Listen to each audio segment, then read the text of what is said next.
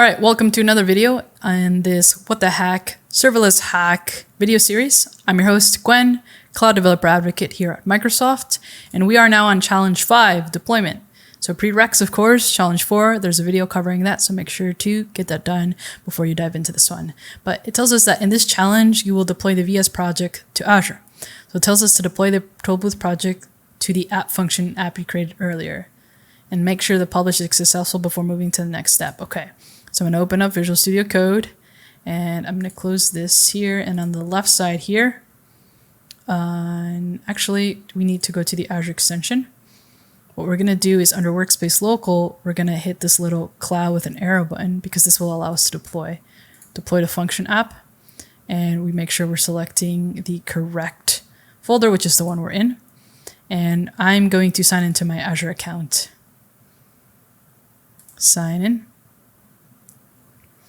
Awesome. We're going to close this back into Visual Studio, select subscription, and then I'm going to hit OK there. I'm going to hit the right subscription, and then we're going to make sure we're deploying to the Tollbooth app. And we're going to, I guess we have to hit yes to initialize use for VS Code because it'll use those tasks to deploy to Azure. Are you sure you want to deploy to Tollbooth app? This will overwrite any previous deployments can be done. Totally fine. We're going to hit deploy. And it does say that we have to wait for this to finish before we can move on to the next step. So I'm going to let that run. And the next step tells us that looks like we're going to create an event create subscription to the process image function, which remember that Azure function that we saw that was decorated with the function name attribute as process image. That's the function that this step here is mentioning. And it has a couple of steps for us. The success criteria here will be the solution successfully deploys to Azure. So we're waiting for Visual Studio Code to deploy. It says we've got an issue here. Let's take a look. Cannot read properties of undefined reading refresh. Interesting. That might be because I initialized Visual Studio after, so we'll do it again. We'll on the left here, we'll hit deploy the function app, and we'll do that. And let's see what happens now. We'll hit deploy. So let's see, bugs and such are all part of programming and demos. So we'll see what happens here. So we'll hit check output window for status, and let's see, it's starting deployment, it's creating a zip package and whatnot. So let's see what happens here. Cannot read properties of undefined reading refresh. Was that?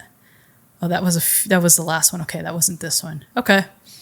There might be some sort of error here, but that's part of being in a hacker mode and, having colleagues to hack and whatnot is figuring out these issues that we're getting. So this part of the video might get sped up, or we might just leave it as is because, debugging and figuring out what's going on in real time is very important. But it looks like it's starting deployment, creating a zip package.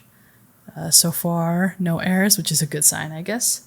Zip package size is 7.99 megabytes. Okay, so it looks like that got created successfully. I'm assuming now it's going to start to actually send it off to Azure. And skipping build, skipping post build, triggering. Okay.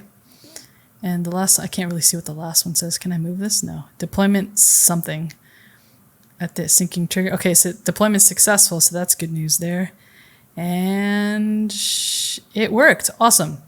So now it gives us the option to stream logs, upload settings, review output. We don't really want to do any of that.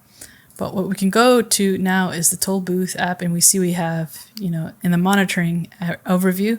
So if we're in our overview and we see we have some monitoring data here, we see that something has come into the actual function app. If we go on the left side on functions, we see we have export license plates, and then we have process images, which are those two functions that we were talking about earlier. Okay, so now we can continue, and it says add an event grid subscription to the process image function. So let's go to event grid subscription to the process image function. Process image function. So I know we can go to events on the left side here, and then we're going to create event subscription.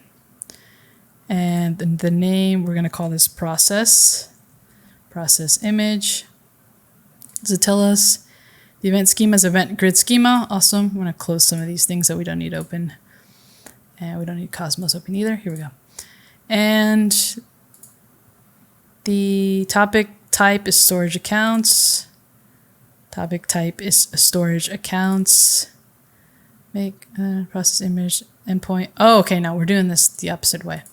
So let's go to I think we have to go to the storage account and create an event there. So the storage account is what the heck init, and then we'll go to events, then we'll hit event. And okay, so now we'll call this process image. Awesome. System topic name. Does it give us a name? Topic resource event type. Nope. It doesn't really give us a name here, so we can probably just copy this here. Paste that in there. And filter to event types, and it tells us for event type blob created only.